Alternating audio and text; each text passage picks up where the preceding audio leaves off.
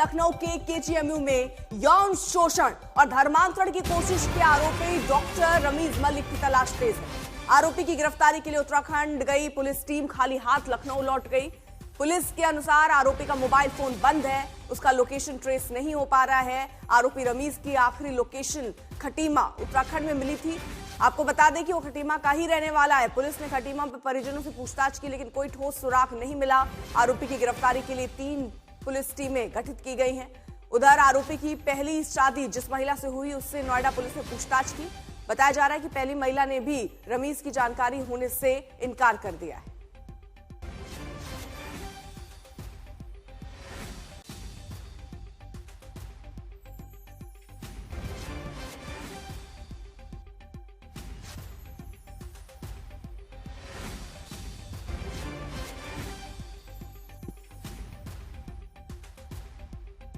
तो फिलहाल उसका मोबाइल फोन बंद आ रहा है। जब से इसकी शिकायत हुई है तब से ही ये गायब है। पहले पता चला कि उत्तराखंड पहुंच गया है, वहां जब टीम पहुंची तो पता चला कि वहां भी वो नहीं है, फोन बंद है, लोकेशन ट्रेस नहीं हो पा रही है।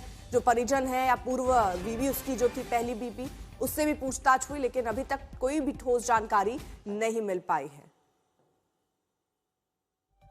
अब जरा आपको जल्दी से आरोप भी बता देते हैं। केजीएमयू के लोगों को कट्टरपंथी बनाया जा रहा है, यह आरोप नंबर 1 है। आरोप नंबर 2 पैथोलॉजी विभाग के एचओडी धर्मांतरण के सरगना है।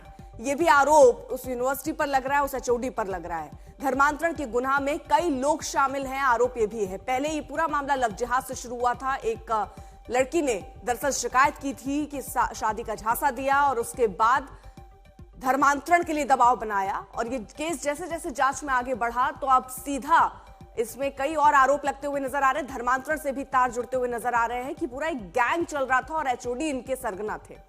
आशीष श्रीवास्तव हमारे साथ, हमारे सहयोगी इस वक्त जुड़ चुके हैं। आशीष, उत्तराखंड होने की जानकारी तो बहुत पहले से ही थी, बहुत लेट नहीं कर दिया वहां पहुंचते पहुंचते, और अभी तक हाथ लगा क्या है?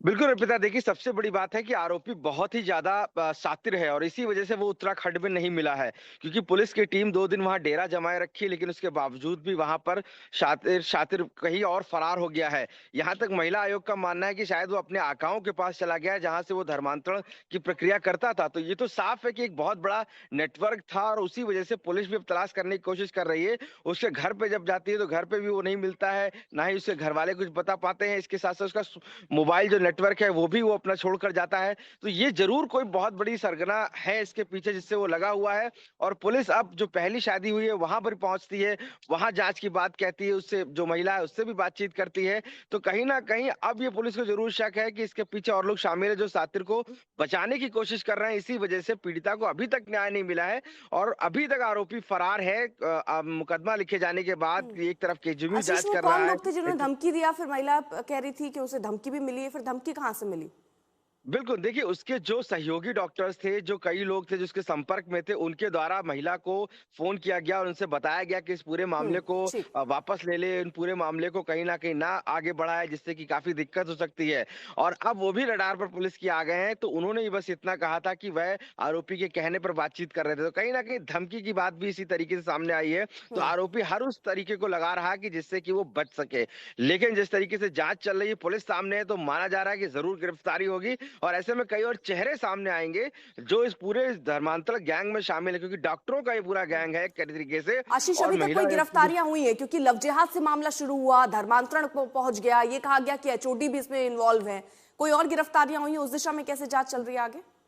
बिल्कुल निपिता, देखिए गिरफ्तारी अभी तक नहीं हो पाई। सबसे बड़ा सरप्राइज इसमें यही है कि जिस तरीके से महिला ने आरोप लगाए, जिस तरीके से गंभीर आरोप लगाए, एचओडी की जानकारी दी, यहाँ तक डॉक्टरों ने जो आरोप लगाए वहां के कि धर्मांतरण हो रहा है। हालांकि वहां पर एक फैक्ट चेक कमेटी बनी है जो अपनी 10 दिनों में रिपोर्ट देगी और वो भी जांच कर रही है कि अगर कोई भी आरोपी इसमें शामिल है तो कार्रवाई होगी। और दूसरी तरफ सबसे बड़ी बात है कि गिरफ्तारी जो आरोपी है वो जरूर फरार है। वो कहाँ गया किसी को नहीं पता चल रहा है कि क्या वो अंडरग्राउंड हो गया है, क्या वो बाहर कहीं चला गया है, उसके लिए जरूर देखिए तलाश चल रही है, सुराग मिला नहीं है। उत्तराखंड तक टीम पहुंची है, हाथ खाली ही रहे और बैरंग ही लौट आई। बहुत बहुत शुक्रिया आपका तमाम जानकारी के लिए।